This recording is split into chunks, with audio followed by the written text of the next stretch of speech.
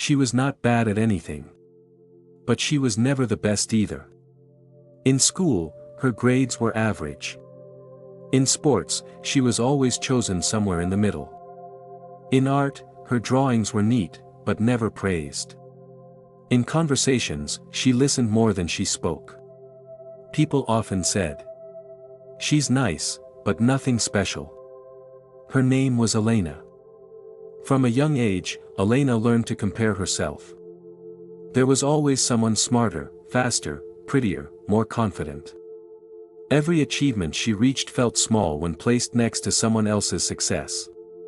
She scrolled through her phone and saw others winning. Degrees, jobs, relationships, confidence.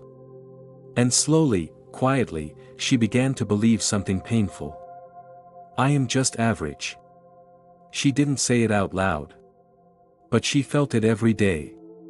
As years passed, comparison became her habit. When she succeeded, she minimized it. When she failed, she magnified it. She tried many things.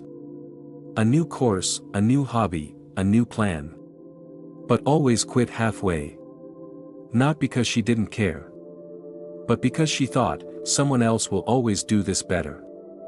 And that thought was heavier than failure. One evening, after another long day, Elena sat alone in her room. Her phone buzzed with updates of others moving forward. She felt tired, not physically, but emotionally. She whispered to herself, "When will it be my turn?" But no answer came. That night, she made a small decision. Not a dramatic one. Not a brave one. Just a quiet one. She decided to stop watching. The next morning, Elena deleted a few apps from her phone. Not out of anger. But out of exhaustion. She didn't announce it. She didn't make a promise. She just wanted some silence. In that silence, something unfamiliar appeared. Space. Space to think. Space to breathe. Space to ask herself a question she had never asked before. What do I enjoy, when no one is watching? She started small. She wrote every morning, not to be a writer, but to clear her mind. She walked in the evenings, not to lose weight, but to feel calm. She learned a skill slowly, not to impress, but to understand. No competition. No comparison. No pressure. For the first time, her progress belonged only to her. Days turned into weeks. Weeks turned into months. Nothing magical happened. No sudden success. No applause. But something changed inside her. She stopped rushing. She stopped explaining herself. She stopped apologizing for being slow.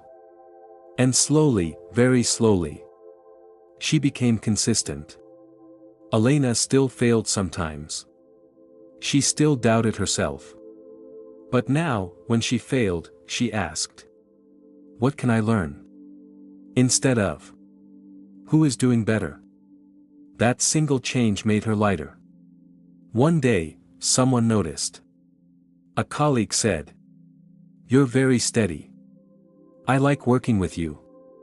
A friend said, "You always know what to say." Another said, "You seem confident now." Elena smiled, but didn't argue. She no longer needed to. Years later, people called her successful. They said, "She's so focused. She's disciplined. She found her path." But they didn't know the truth. She didn't become extraordinary by winning. She became peaceful by stopping comparison. Elena was never below average. She was just measuring herself with the wrong ruler. When she stopped comparing her beginning to someone else's middle, she finally saw her own growth.